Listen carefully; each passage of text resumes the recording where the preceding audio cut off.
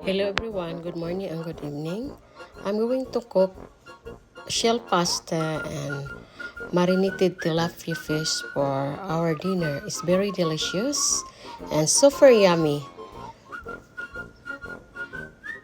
As you can see guys, it's very crispy and delicious. Thank you.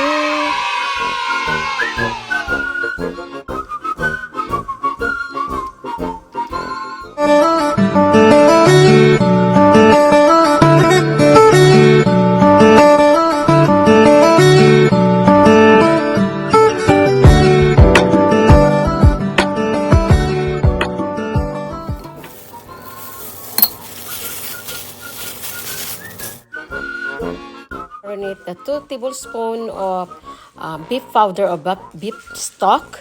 You have to put both side of tilapia fillet or boneless. This kind of beef powder, guys, is very good. And also lemon powder, you have to add like 1 tablespoon and 1/2, and you have to add also black pepper. As you can see guys, you have to estimate how much, make sure you have to put all both sides of tilapia fillet. So it's very delicious guys, and I marinate this like 4 hours or 3 hours to you, or 1 hour, and add like parsley dry, and then I leave that there and put the wrap like at least 3 hours before I fried. So now I cover it and then I boiled water and then put Himalayan salt, like 2 tablespoons of water, and add pasta shells and boiled it until 9 minutes. 9 minutes or 10 minutes. And then you have to add 1 tablespoon to tablespoon of oil, any kind of vegetable oil, olive oil, and then leave that, boil it 9 minutes, and then add 2 eggs, scrambled eggs. You beat the eggs to dip the tilapia fish which I marinated.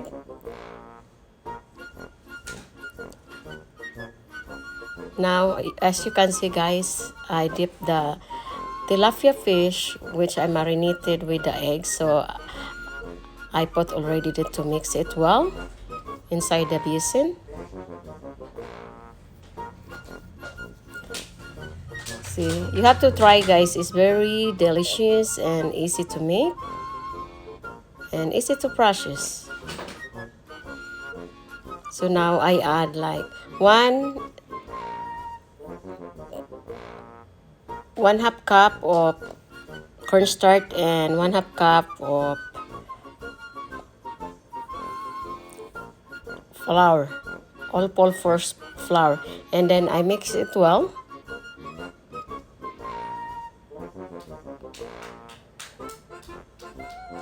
Then you have to make a hot oil inside the frying pan.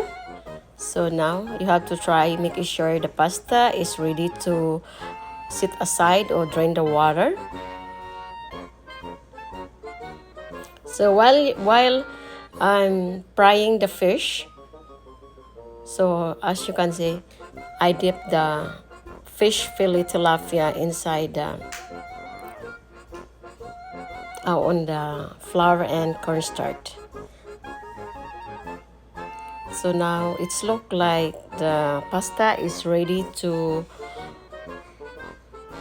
sit aside. Then after that, after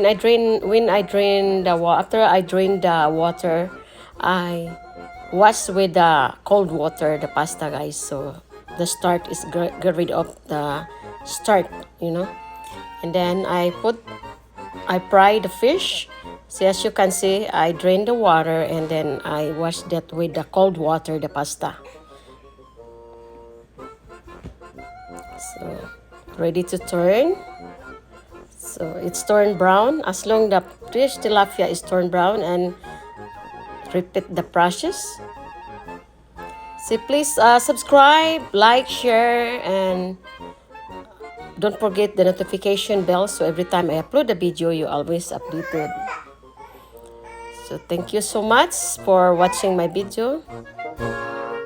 So I turned already the fish tilapia. So as you can see, it's very nice and crispy. So while I'm frying the tilapia fish, I add 1 tablespoon of olive oil and then stir fry the 1/2 onion chop of onion and also 3 cloves of chopped garlic fresh. So when the garlic and onion is turned like light brown, you add the pasta shells, which I boiled at 9 minutes and wash with the cold water so get rid of the starch.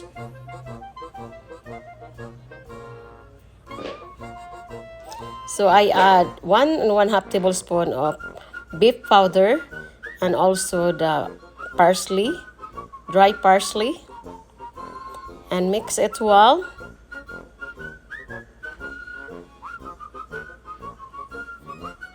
Then add the black pepper, is 1 tablespoon of black pepper. So now the pasta is ready to serve. So I put it aside the plate, on the plate. So thank you so much, guys. Thank you to all my subscriber, co-YouTuber. Leave comments. Thank you so much. I really appreciate it. Always visiting my channel. Now the food is ready to serve, the tilapia fish and the pasta. Thank you very much.